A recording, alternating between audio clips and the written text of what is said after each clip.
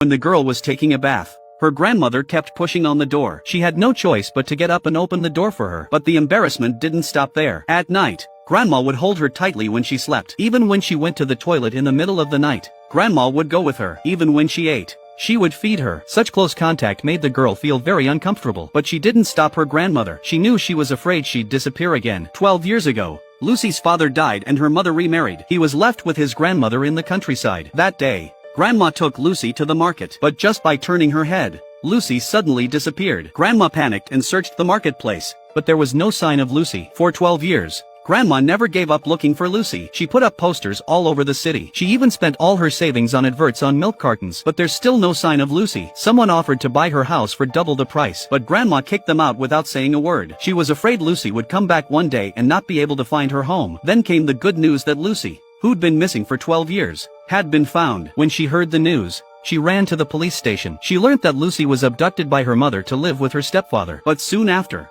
her mother was killed in a car accident. Her stepfather stopped raising her and left her in an orphanage to fend for herself. At that moment, Lucy came in, but Grandma didn't recognize her when she grew up. But she was still wearing the bracelet she'd given her. Grandma was so excited that she rushed up to her and stroked her cheek. She was convinced that she was the grown-up Lucy. But in front of her crying grandmother, Lucy didn't know what to do. She took Lucy back to the countryside. She didn't want her to do any work, so she just let her rest. The next day she took her to the market to buy clothes. Grandma, who was usually poor in food and clothing, always chose the most expensive and the best for her granddaughter. She wanted to make up for 12 years of love, but the intensity of her love made Lucy feel at a loss. He began to alienate himself from his grandmother. Often, he would walk to the beach and sit there all afternoon by himself. Even after school, he was the last one home. But no matter how late Lucy came home, Grandma was always waiting for him under the dim streetlight. Every day, Grandma would cook for Lucy in different ways. If she was worried about Lucy getting a fishbone, she'd break it off little by little. When she saw that he was always taking small bites, she'd scoop up a big spoonful and feed it to him. In the past,